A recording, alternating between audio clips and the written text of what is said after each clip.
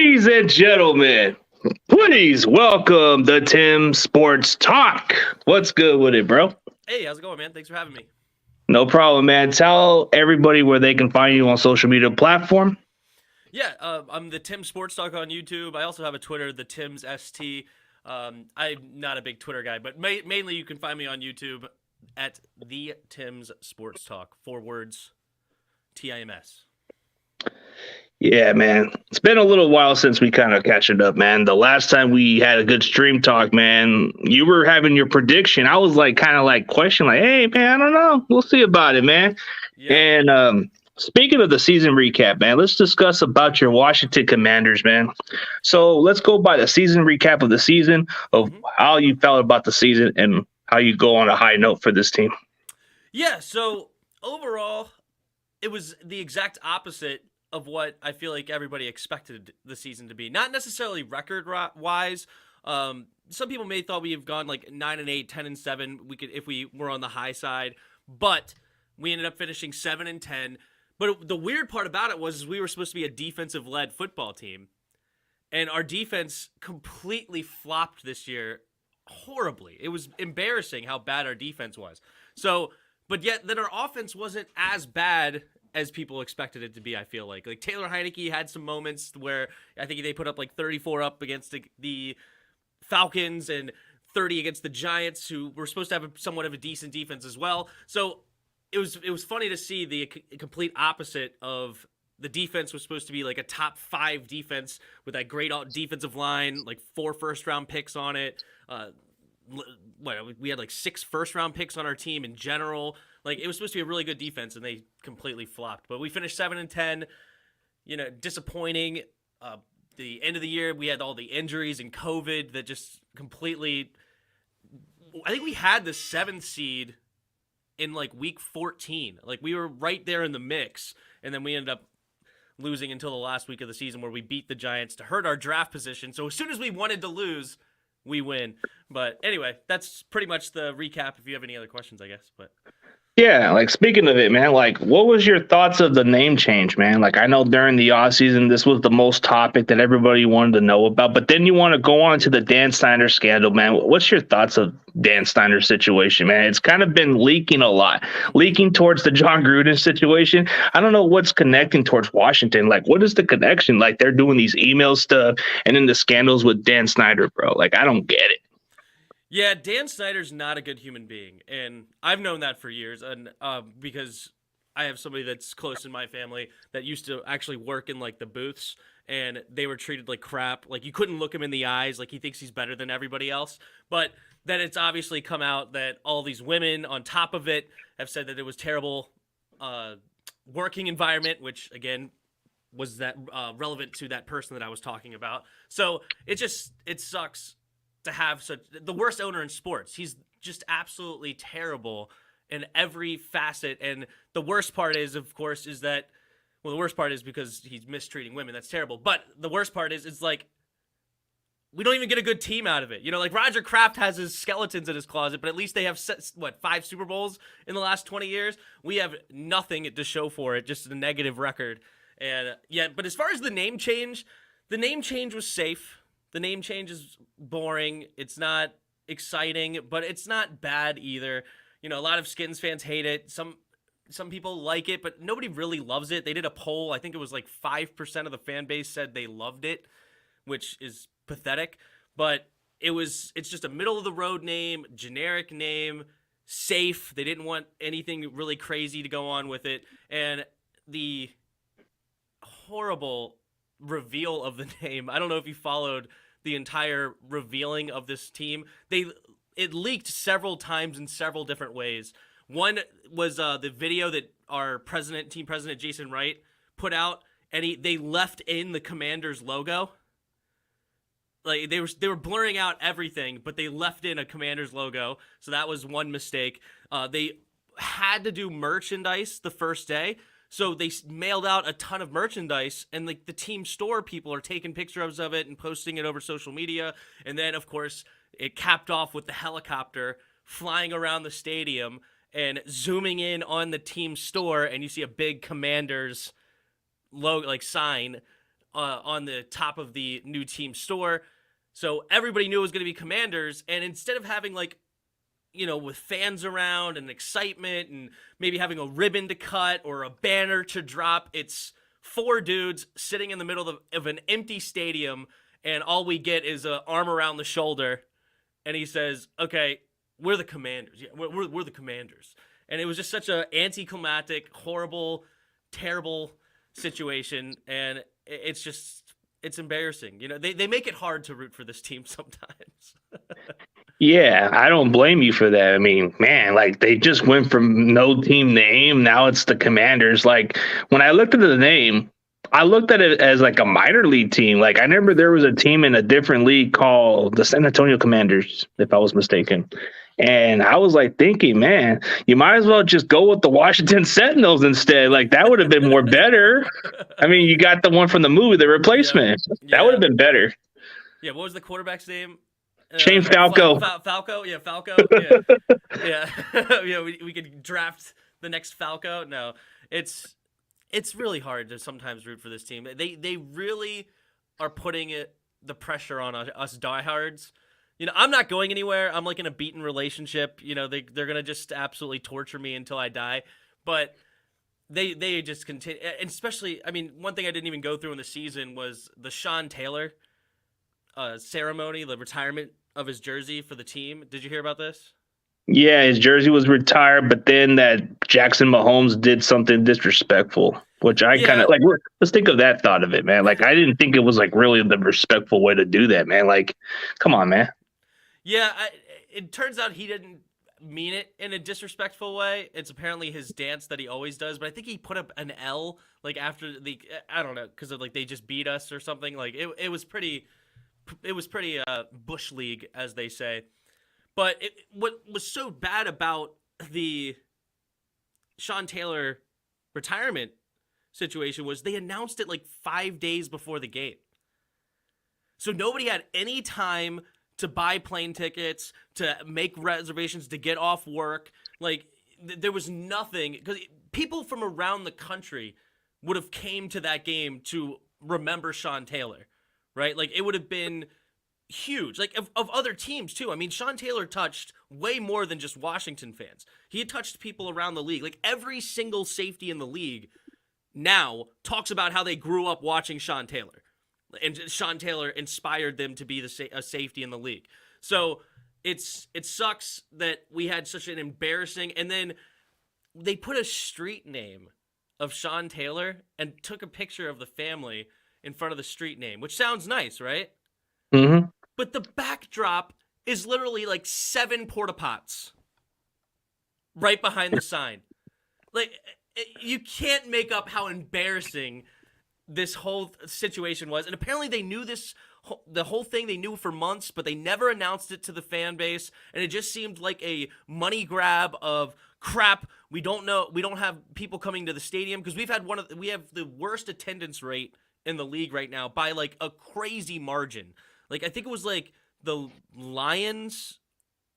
No, it was the Saints, I think, because they had a home game in Florida. So it was like after the first 4 weeks. And the Florida game didn't do well, obviously, because it's not in New Orleans. But they were at like 78% of their stadium filled. And that was the second worst. We were at 63% filled capacity. And that includes other teams' fans coming to our games. So it seemed like just a money grab of, all right, let's just go ahead and bring in Sean Taylor's name to get people back in the stands. And it was just a pathetic organizational move. It was terrible. Yeah. Okay. So like Sean Taylor, yeah, growing up with this guy, watched this guy play. This was the one guy that a lot of players idolize and put their game into. Like I had a chance to interview one of his teammates, like when he played at Miami. I interviewed Mike Rump, which was like months ago. Nice. He gave me a good Sean Taylor story. He gave me some Ed Reed stories, and he gave me some stories of what got him to go to Washington to begin with, because Sean Taylor recruited him, according to what he told me. Nice. And yeah, Sean Taylor was definitely a player that he was a game changer. It's just unfortunate life was too short. The last time the Pro Bowl was ever that exciting was when Sean Taylor hit the punter. That was the last time I've ever enjoyed Pro Bowl. After that, I didn't care for it. Well, this year's Pro Bowl was absolutely embarrassing. It's two-hand touch out there, like Yeah, it was. and they would run the ball up the middle, and sometimes they would only give him a yard. Sometimes they would give him 6 yards. Sometimes they would give him 2. Like, but you had no clue when they were gonna blow the whistle dead for the running back because it's two-hand touch. Or as soon as somebody got close, they would blow the whistle, and it was pretty bad. Yeah, it is pretty bad. The last time the Pro Bowl was ever that exciting, you had Sean Taylor hitting that punter, and everybody enjoyed that hit, bro. I mean, any other Pro Bowl I've watched ever since, bro, I just never cared for it. I'm like, say, man, this is just like watching flag football. I'd rather just go play flag football on a Saturday with these guys on these tournaments, man. That's what I would do instead of watching the Pro Bowl. Yeah, there's a couple of interesting things to quote unquote fix the Pro Bowl. I think the most interesting would basically be turning the Pro Bowl into like a mini Olympics. So you have like the strongman competitions, and you get the big boys in there of doing the bench press or doing like different strength challenges, things like that. And then of course you have the speed contests. You have like the strongest arm in the league, just the pure throwing contests. I know they did some of those, but I didn't even know what time those were. And I think they were on Saturday. Like, they didn't really advertise it well. But I think instead of doing a game on Sunday at 3 o'clock, they should do a mini Olympics and even score it. You could have fun with it. You could score just like the Olympics do of like, okay, you have, the NFC has a gold medal here and a bronze, and then the AFC has a silver, and you gauge the different medals and have it competition between the NFC and the AFC. Or you could do the draft like they have in the past with like this Deion Sanders versus Michael Irvin or whatever it was. But yeah, there's so many different other ways you could do it. Or the other option, or the option was make the 2 worst teams duke it out for the number 1 spot. Like, that was a funny one. It would be better with competition. Like, instead of like, they're too concerned about players being injured. So why not just do the competition as we speak? But speaking of this offseason, like, I don't know, like I seen you post this video before, but here's an answer from Panama Queen, which I think it's probably the most interesting part. But what was your thoughts of it when you heard about this first round rumors? For Jimmy G? Yeah. Yeah. I made a video saying this is worst case scenario for Washington. Like, that would be the utter disaster of disasters. I mean, like, technically speaking, I guess you can get worse as far as like maybe trade a first round pick for Marcus Mariota or something stupid like that. Like, but that's not realistic. This is like the one rumor that actually has some sort of a chance that would be absolute worst case. I would rather just roll with Taylor Heineke again than trade a first round pick for a $28 million Jimmy G or $27 million cap hit, whatever that is. And it's just terrible. The idea of getting a game manager who, and good for you guys. You guys won to get to the NFC Championship, and congrats on that. But Jimmy didn't get you there. You got there despite Jimmy G. Jimmy G, he won 2 games without throwing a touchdown, and he had 2 picks in those 2 games. So, yeah, I could have been the quarterback of the Niners that game, and you guys would have had a decent showing at winning that game. Yeah, I think you're spot on. The playoff game, Jimmy didn't even put up the stats. He didn't carry this team. It was the defense. It was the running game. It was Debo. Without Debo, this team wouldn't have gone further. I mean, let's be realistic about it. Like, yeah, I can even play quarterback if I had to. But then you got Trey Lance. You can develop this kid, and he's already going to be ready by his actual first year starting instead of those 2 games. So when you look at it this way, like, remember when you were predicting about my team, how did that go, man? How did that really go? I was a minute and 27 seconds away from pegging your team to the exact point of this year. I had you guys going 9-8, and of course the 0 timeouts, 1 minute and 27 seconds, down by 7 against the Rams, against Aaron Donald, Jalen Ramsey, all those dudes, and yet you guys found a way to come back. Debo got that big catch and run, and then you guys found a way to score a touchdown and send it to overtime and make the playoffs. So I ended up being wrong by a game. You guys go 10-7. But I was so close to being right on the money. But congrats to you guys, as I said. I don't think you guys were one of the two best teams in the NFC, but you got there, and that's the important part. And you're well coached. You have a great run game, and the Niners have a future. And we'll see what Trey Lance can do. Yeah, the fact that we weren't even the second favorite team in the NFC and we got further. Like, you could have just made an argument that maybe the Cardinals were the better team too because they were second in that division. You had Green Bay, who was clearly the actual favorites, if not the way Aaron Rodgers plays every damn playoffs, bro. It's like anytime Aaron Rodgers plays this game, bro, he tends to struggle against kryptonites, which is the 49ers. So I think if he were to play the Rams, maybe it would have been a different story. Because, I mean, he did beat the Rams in Lambeau.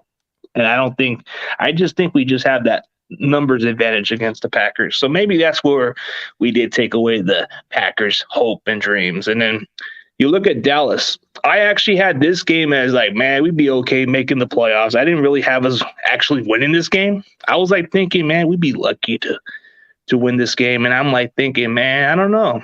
Dak might have a good game. This offense might come out good because I just blew you guys off like weeks ago, and they blew the Eagles even with their backups. And I was like thinking how we're going to be able to stack against them. Mm-hmm. And for whatever reason, we played hard out there. We were playing good first half football, and then into the second half, Jimmy almost cost us the game, and that's what got me so mad about it.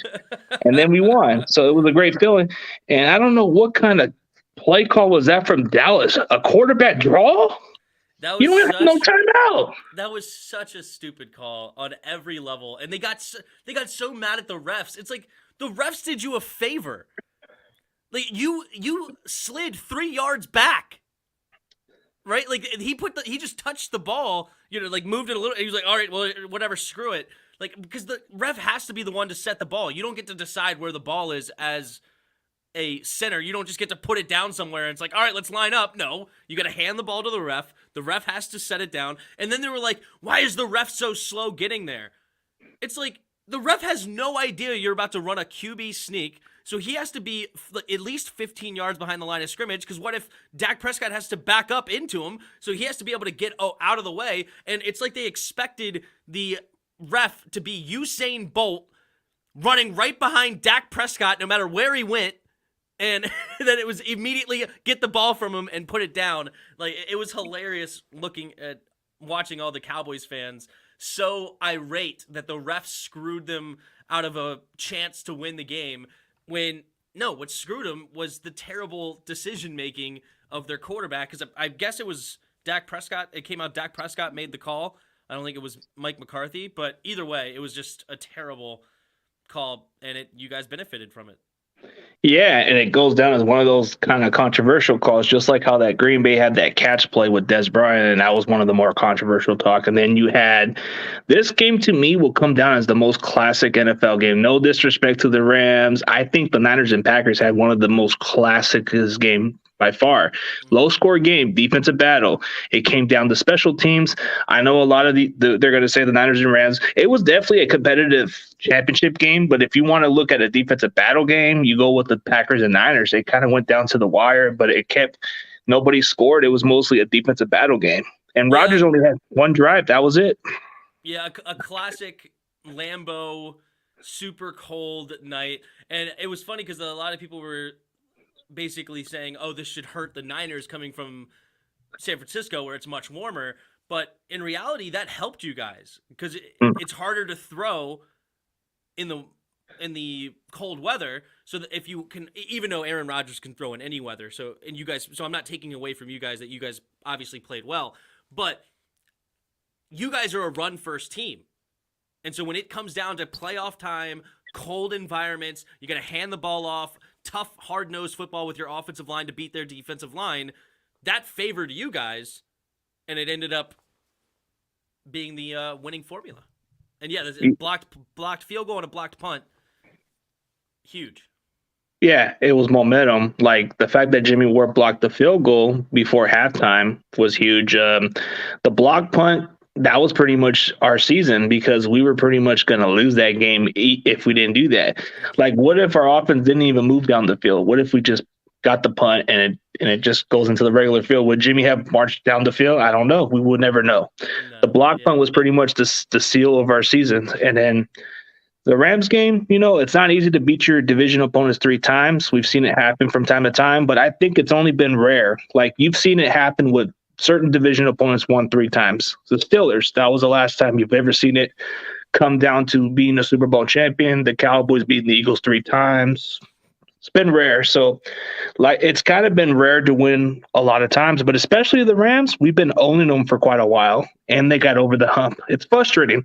I know for most fan base, if I were a Rams fan, I would be so sick in my stomach to deal with the 49ers owning us and having to deal with this fan base. It's kind of like dealing with Raider fans, I guess, in their own mindset. You would want to put up with the trashing and all that. I get that feeling, but man, I got to live with stings, bro. Stinging. It kind of reminds me more of Seattle, the way they give us pain. Yeah, Super Bowl is the last laugh. So I remember there was like a run of like 4 years in a row that the Redskins had beaten the eventual Super Bowl champion that year.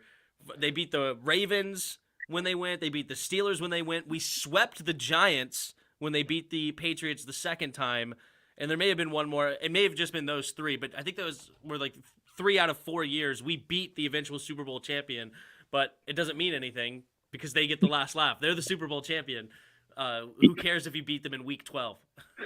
Yeah, that's how I look at it. Look at the Patriots. They did beat the Giants in the season finale, and they lost that Super Bowl, so it didn't matter. Yeah, you know what? That Super Bowl, when we're talking about Super Bowl 56, man, those were the 2 teams that the 49ers beat. They beat the Bengals at Cincinnati, which is a tough place to win at. They beat the Rams twice just to get to the playoffs. So I don't think there's nothing bad about it, but you can put your head up high and say, hey, we did beat the Super Bowl champions twice, but still, we didn't get the job done. But hey, that's something you can put your head up high. But next year, we'll have to wait and see what happens. Yeah, and I like Kyle Shanahan, so it's going to be a matter of, is Trey Lance actually worth the trade up to the number 3 pick? That was an interesting move from you guys. I know we talked about that before, but anyway, we won't get too hung up on that one. So. Oh yeah, the interesting part about that trade was nobody was sure which quarterback we were going to get. Yeah. They were speculating Mac Jones. It was Mac Jones all over the media. Justin Fields was probably like the least guy they were talking about, but then Trey Lance was the more quiet one that nobody ever mentioned. Yeah, it was Justin Fields got hit right before the draft with the what was it, epilepsy or something like that. Like something came out that he had some sort of medical condition that was not for sure like definitely going to screw him up. But when you're talking about the number 3 pick overall, making a decision on who your future quarterback's going to be, maybe you guys made the right choice with going with a guy like Trey Lance. Because I like Trey Lance as well, but I like Justin Fields more, if I'm going to be honest with you. I thought Justin Fields is a more talented guy, or at least more polished coming in. But Trey Lance has a ton of natural ability, so we'll see if they can coach him up and become a really great quarterback, because he's got speed, he's got size, he's got that arm. He's got a lot of natural talent.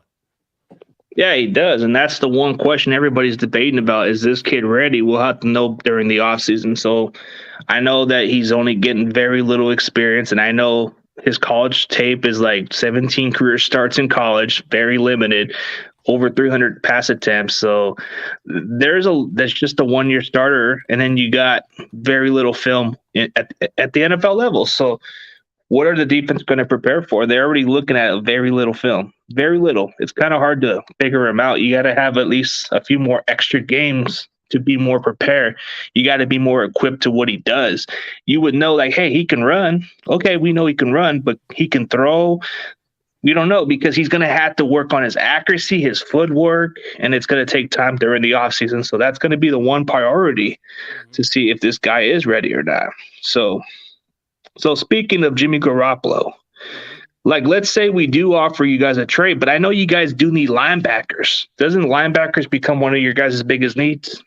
Oh, yeah, 100%. I mean, we did draft a first-round guy last year, and Cole Holcomb's not terrible, but he's not great. But that's the list. I mean, that's our linebacking room, unless we keep Landon Collins in that spot. I've heard recently they may actually be looking to cut him, which I'm not opposed to. But it's just – really, those are your linebackers. I think they signed David Mayo to a small contract, but he's a backup. He's a guy that just comes in filler situations. He's not a guy that you're really interested in starting. So yeah, our linebacker room is probably easily the worst room on our team, if we're being honest. Like, I don't even know of one that's closer, honestly. Like, maybe safety, but I like Cameron Curl more than any of our linebackers, so I don't know. I would say it's probably our worst position. So let's say, for example, there's some trade talks that maybe we could package Jimmy G along with a player. Like, let's say if you Fred guys Warner? are No, nah. No, I'm speaking of another guy. Let me show you another guy I'm referring to. Okay. He's pretty much like a guy that we're having tough questions about. So Dre Greenlaw is another guy we might have to consider trading because Al-Shaair is emerging. Al-Shaair is a restricted free agent. We may sign him on a cheaper deal compared to signing Dre Greenlaw because I know Dre Greenlaw is going to get a big contract after his rookie season. So I don't know if we're going to be able to keep him, but Washington, you do need some linebacker needs. So maybe if we can get that early round pick and we give you a quarterback and give you a linebacker, maybe you might package just those draft picks. And maybe that would be something that you guys might not want to pass up on. You get yourself a stud linebacker who can play, and you get yourself a quarterback who could possibly win you the division. Like, what do you think, man? You think that's too much good to pass, or you say nah? You're trying hard. You're trying to sell it, but I am not interested in taking on a $27 million Jimmy Garoppolo, no matter who is packaged. As I said, I joked with Fred Warner. Of course, you're not trading Fred Warner. Fred Warner's a monster. But it's like I really am not interested in Jimmy G at all because I would be much more interested in Carson Wentz. Honestly, even though if you look at their records, of course, Jimmy G wins a lot more games, but I would be much more interested in taking Bird Gang 31's old quarterback there, get good old Carson Wentz, and see, because that contract's a lot more interesting, right? Because also it's not only a $27 million Jimmy Garoppolo, but it's only a 1-year deal. So now not only are you taking on that huge contract for this year, not huge anymore, but still a good sized contract this year, you're then also going to have to pay him again next year, where it's like, what is he going to demand? If he does play well, all of a sudden we're paying Jimmy G a ton of money to be the quarterback, and we spent who knows what. There's no way we're trading a first, but let's say if we did trade a third or a second-round pick or something like that for Jimmy, we're losing a pick, and we're going to have to pay the guy a contract. But when you look at Carson Wentz is a $28 million cap hit, very similar. I think he's more talented, but he's also under contract for 3 years. So he's a $27 million cap hit after that and a $26 million cap hit in year 3. And on top of that, he's $0 of guaranteed money after the season.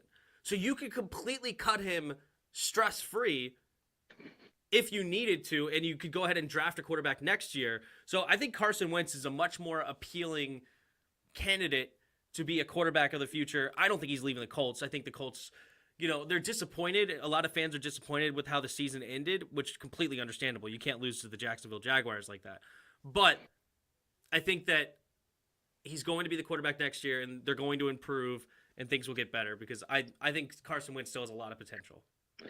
Yeah, there's good potential with him, just never stayed healthy. But other quarterback options that I think might be a good fit for Washington besides Selling and Jimmy, I don't think you don't want to talk about it, but let's go with, there's a possibility. It depends on Josh McDaniel if he really likes Derek Carr. Let's say Derek Carr isn't his guy and he just wants to get rid of him. And if you guys offer them a first round pick, do you think that Las Vegas is going to pass down that offer? I don't think so.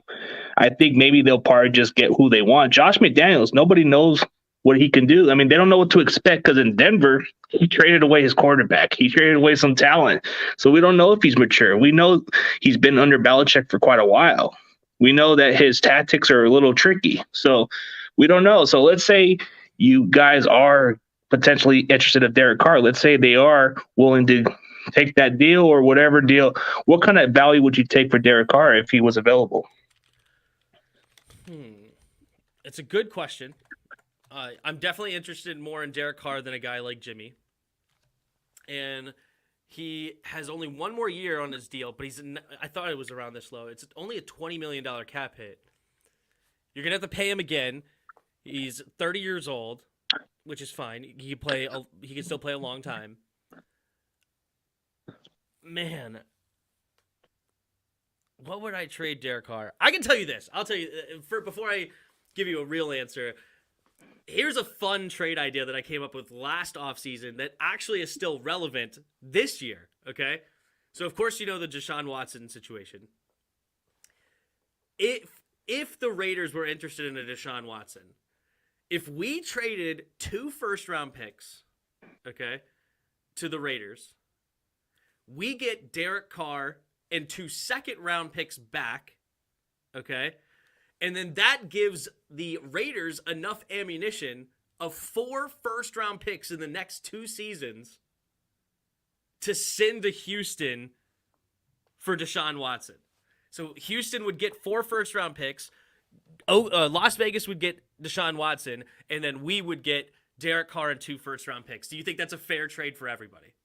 Seems like everybody gets what they want. Like, I think you give them something in return and you still get some of your capital back and you still have a good situation. Like, his contract is like $20 million. So that's what I'm saying. It's a bargain contract because he's really good. Nobody talks much about him.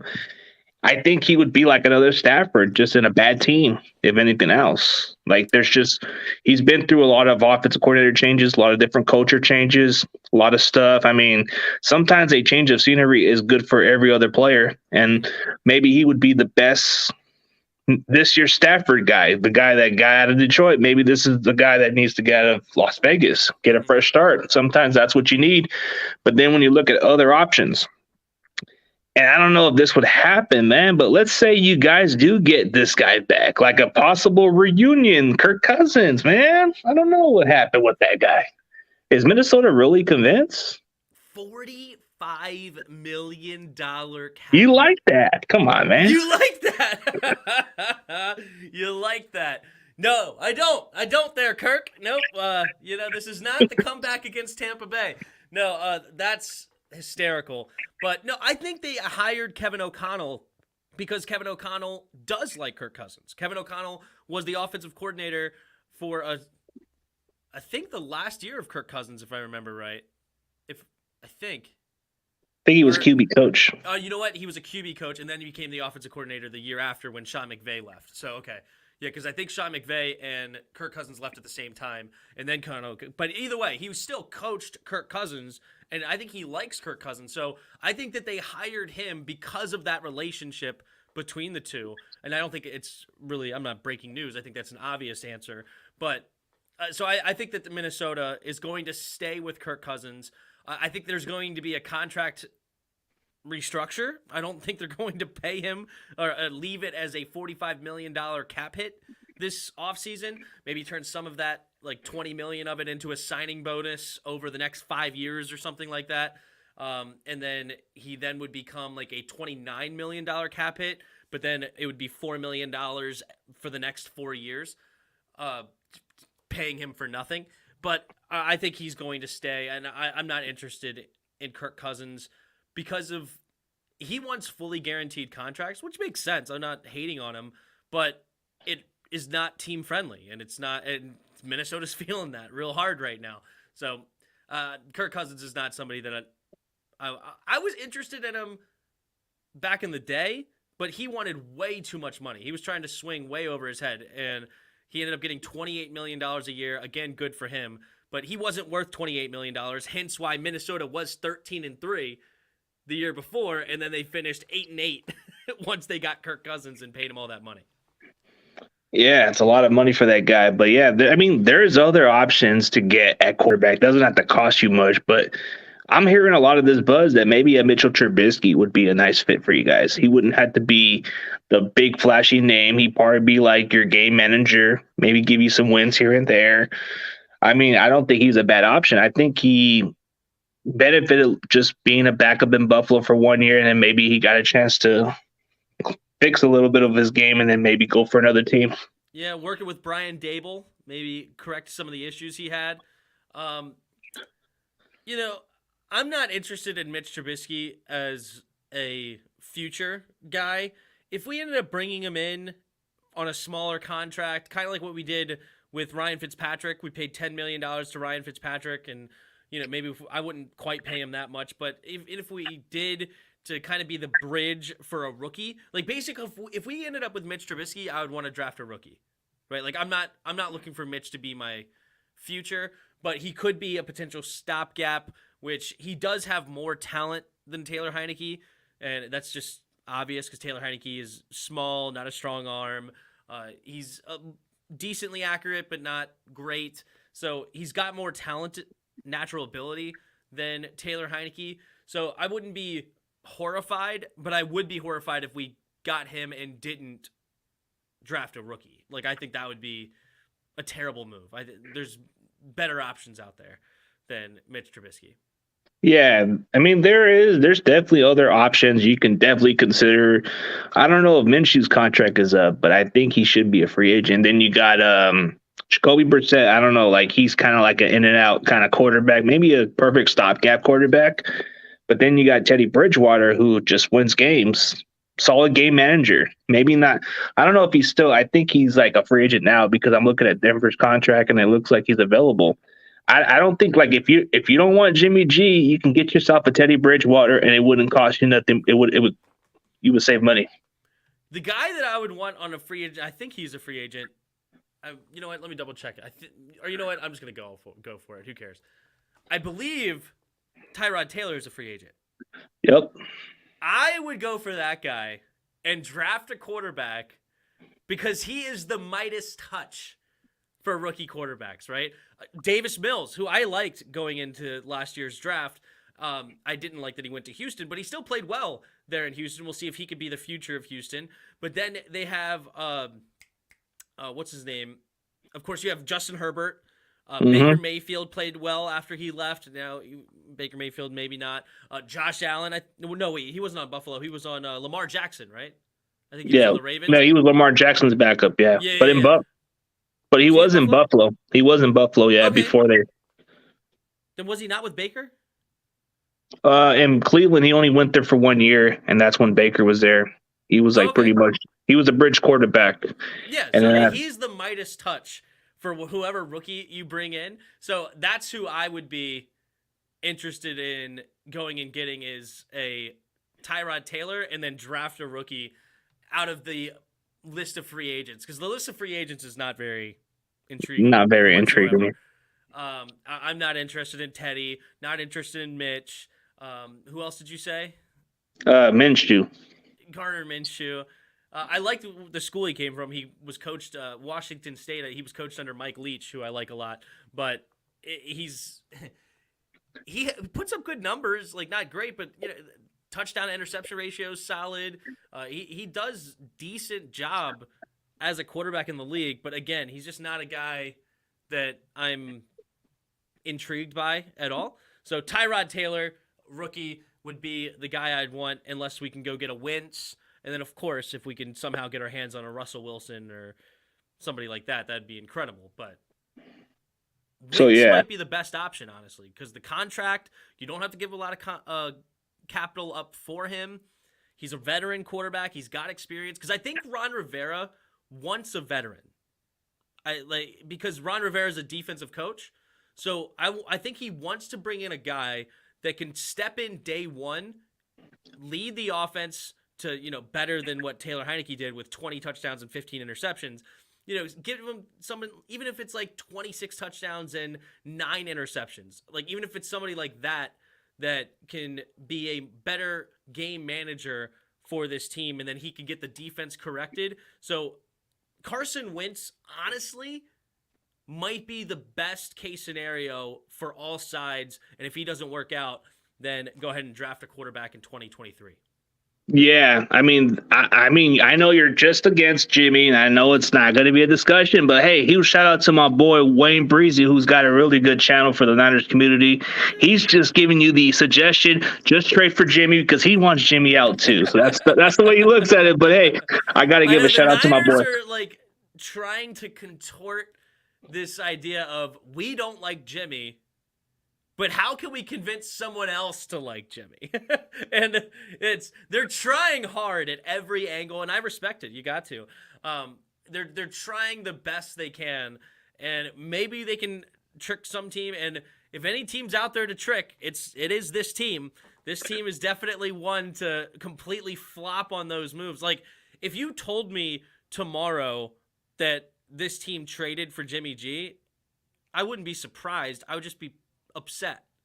But you'll be guaranteed 10 plus wins. Oh, is that what it is? 10 plus wins. Like, when he's healthy, we do win games. When he had a full season, let's be realistic. Jimmy G, he has a better winning percentage in the last 5 years or whatever you look at the percentage wise. When he's healthy, the Niners win 10 plus games. They get to the NFC Championship game. So in those healthy seasons, has Jimmy Garoppolo, even though he doesn't carry the team, at least you're guaranteed to win 10 games. Isn't that what the Commanders want? Is to get the fans behind the name Commanders? You need to get wins, right? That's what everybody cares about, is wins. Like, you want your fan base to look at the name Commanders and say, what the hell is this name all about? But when you guys win, they're going to say, oh, I'm up for it. Yes. Yeah. No, the name is definitely people get used to it. People will be fine. And obviously I 100% agree. Winning cures all. So if you start winning, nobody cares about anything, right? Like, the Raiders made it to the playoffs. That made almost everybody forget how much of a train wreck they were this year, right? Without Derek Carr. They beat the Chargers, who most people did not predict them to win that game, and it was a great finish to the year. That I always forget his name, the interim head coach. Oh, Rich Bisaccia. Yeah, Bisaccia. Thank you. He did a great job, and because John Gruden got kicked out, of course, the Henry Ruggs tragedy. Like, this team went through the rigmarole and then found a way to get into the playoffs, and then a lot of people forget, oh, wait, we were in a trash situation. So there you go. Yeah, trash situation. But, let me ask you this one question, man. But I'll give you a couple more questions before we go from here. Let's talk about how this email leak, how come it was leaked towards Washington? I never understood it. Like, most of your fan base didn't get it. I'm like thinking, what is this Gruden situation got to do with the Raiders? The Washington Commanders. Well, John Gruden actually got tangled up in the Washington investigation. So the whole investigation was about Washington. And John Gruden, being a guy that's got a lot of connections through the league, and especially with Bruce Allen, because Bruce Allen was our old team president that hired Jay Gruden.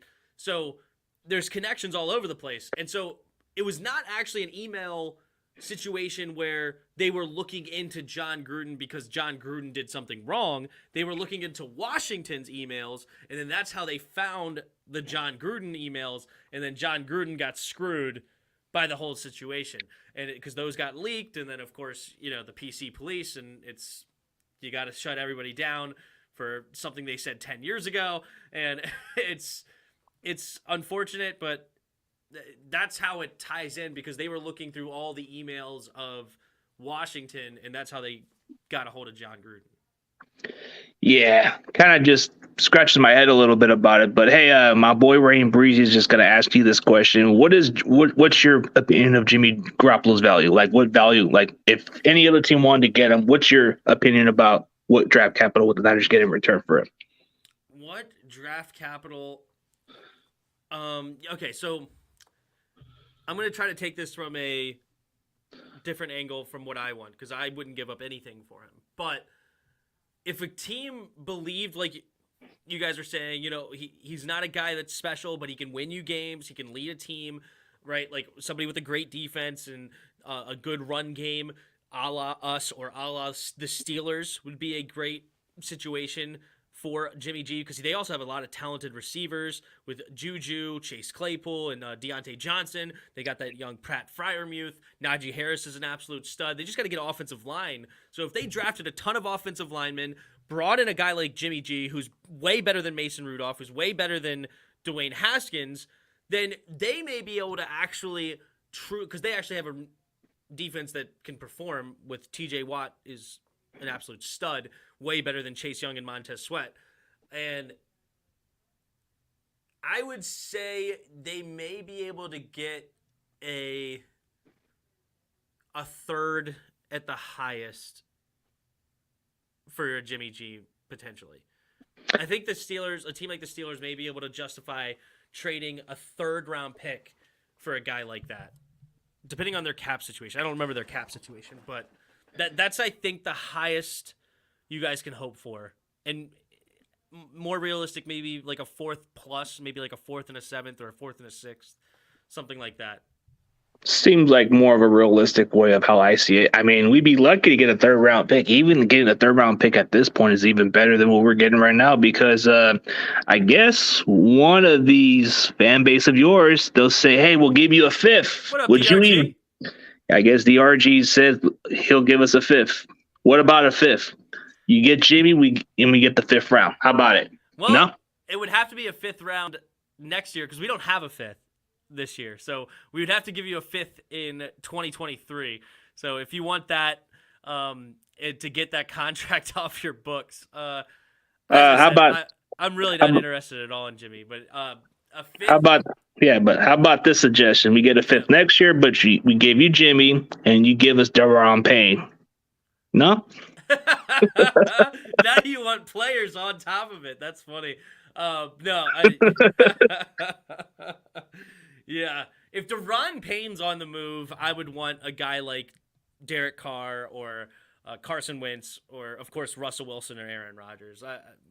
Those would be much more interesting. If I could trade Deron, I wouldn't hate trading a Deron Payne because we do have depth on the defensive line, right? We still have Matt Ioannidis. We still have Jonathan Allen inside. We could re-sign maybe Tim Settle to a one-year deal to get another guy inside. And then, of course, we got the defensive ends and maybe sign another guy here or there. So I wouldn't hate the idea of trading a Deron Payne. I would rather keep Deron Payne in a perfect world, but if we had to trade one of the guys on the D-line, that's who I would be interested in doing. But not for Jimmy G. No, okay, but speaking of Deron Payne, I'm hearing a lot of this that you guys might have to just move on from. Like, there's a chance that you guys might trade him just to get something in return before he hits the market next year. Yeah, and there's an argument to be said about that. I mean, I'm not doing it for anything less than a second because I think he's still young. He's very talented. Well, I know he's young, but I think he's still talented. And yes, he has one. I think, this will be his fifth-year option he's going into, and so he's not a whole lot of money right now. As I said, I would like to keep him. I would like to pay him. He was our first-round pick. I would like to continue to keep a guy like that because defensive line is important. But I wouldn't do anything less than a second because I think that even if we let him go, we could get a compensatory third-round pick. So maybe I would trade him for a third now because that would obviously be higher than a compensatory pick. So maybe I could settle for a third-round pick for a guy like Deron, maybe a third plus, like a third and a sixth or something like that. But I'm not trading him away for nothing. Yeah, he's gonna be hard to keep because of the cap space and what you guys got. So it's can't keep everybody, but let's name at least a few players that's entering free agency that you want to retain. Put in your top 3 priorities for the Washington Commanders. Yeah, so it's interesting because we'll see actually who's going to hit the market. Because there's a lot of interesting guys on the market. Right? Is Devontae Adams actually available? Is I would like to get a big as far as a guy with size wide receiver, and I would actually be interested in because I like to go for value when I look for free agents. So I'm not really looking at this necessarily the splash plays, but a guy that I would be interested in is an Allen Lazard from Green Bay. He's 6'5". He's got good hands. He's got good speed. I would like a guy like that to pair up with Terry McLaurin, Curtis Samuel. DeAndre Carter had a good year. De'Ami Brown is 6 foot. So we don't have a guy with that true size that could be a real red zone threat. So I would like to add a guy like that. A guy that's interesting for sure, because we need a free safety. If Tyrann Mathieu's on, he would be a big name, but our free safety position is, gosh, awful. So, but they really like Bobby McCain, unfortunately. So we may end up keeping him. But I would be interested in a Tyrann Mathieu because at this point, I don't know how much he's going to demand. Like I don't think he's going to be the highest paid safety when he gets paid. So I would like to get a guy like him. And then out after that, it gets interesting because like Marcus Williams, I would like him as well. But Marcus Williams is going to get paid by the Saints. I don't think he's going to be a real free agent. Outside of that one, a third guy that I would be interested in is Leonard Fournette. I think pairing him with Antonio Gibson and then a third down back with J.D. McKissic, I think Leonard Fournette is an absolute stud at running back. And if he's still somehow cheap on the market, I would like to go ahead and add him. So there's my three: Tyrann Mathieu, Leonard Fournette, and Allen Lazard. Okay, like those are just targets, but I'm talking about like the core players that you want to bring back. Like, which are the more priorities for the Washington? Sorry, I thought I misunderstood the question. I thought you were talking about free agents like throughout the league. I see what you're saying. So you're talking about on Washington specifically. Yeah, Washington specific. But you gave me three good options, so that's a good question right there that you answer for non-Washington players. But okay, sweet. Okay, so the top priorities for the Washington football team, I think, are J.D. McKissic. He has been an absolute stud out of the running back spot because he was actually, before he got hurt, he was leading the league in catches out of a running back position. Actually, I think he was second behind Alvin Kamara. No, I think he was first. I think he was even over Alvin Kamara. And, of course, CMC hasn't played at all. I think he was even over Alvin Kamara in the catch department through the last 2 years. So I think that's a huge priority. Number two is Joey Sly. You can't forget about the kicker. And Joey Sly did a good job for us once we brought him in. He's built like a linebacker, and he's got a strong leg. So I would like to go ahead and re-sign him. And then the last free agent is I'm going to go with Deandre Carter because he was a pretty good return guy for us. He also came in spot duty and as far as the slot receiver, and I think that would be another good signing. I'm not interested in bringing back like a Brandon Sheriff, and then I don't know how realistic it is to bring back a guy like Tim Settle. And those are off the top of my head of the top three priorities. I'm not interested in Cam Sims either. So those would be the three guys that I would bring back. Okay, and I'll give you the three priority players that the Niners should definitely bring back. Well, I mean, for example, Arden Key, I don't think he's going to cost much. I think we definitely need to get somebody to be a pass rusher. It's going to be hard to fill in that spot. I mean, we do got Ebicon for one more year, and then you got this one guy, Charles Owu, that we just picked up from the Texans in the trade, so he's definitely for one more year.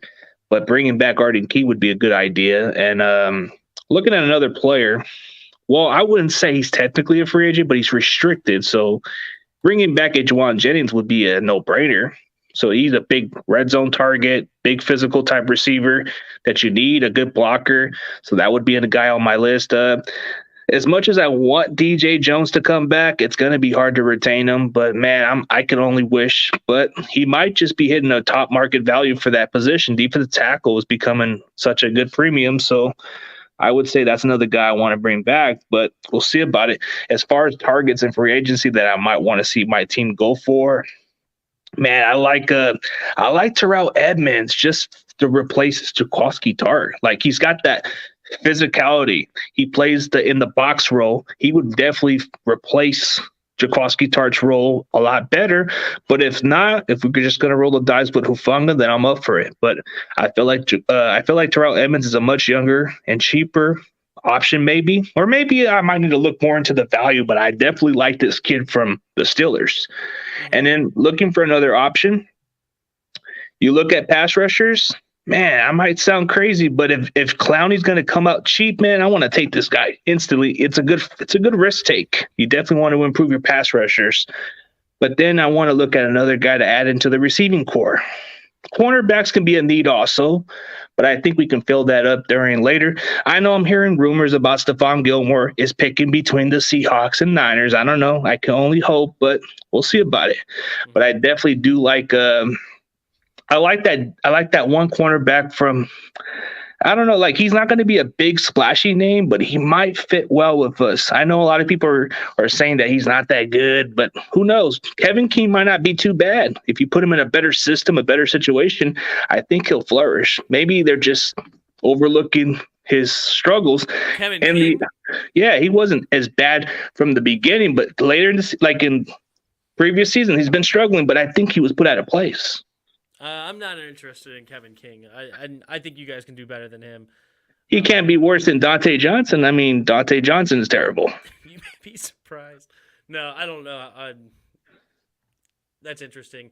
If you guys want a pass rusher, an interesting guy, I would be interested in Washington as well. Is Hassan Reddick? Ooh, that guy, yeah, from Carolina. Yeah. And he was on the Cardinals. Maybe you guys can get an old division rival to come wreak havoc on Kyler Murray and company. But if you want a defensive end, and I would love to get, well, he's an outside linebacker, but same idea. Outside linebacker, defensive end, same idea. I would love to get a Hassan Reddick in our room because our rotational guys for the defensive end isn't that great. Of course, we got Chase Young and Montez Sweat, but after that, there's somewhat of a drop-off with James Smith-Williams and Casey Toohill.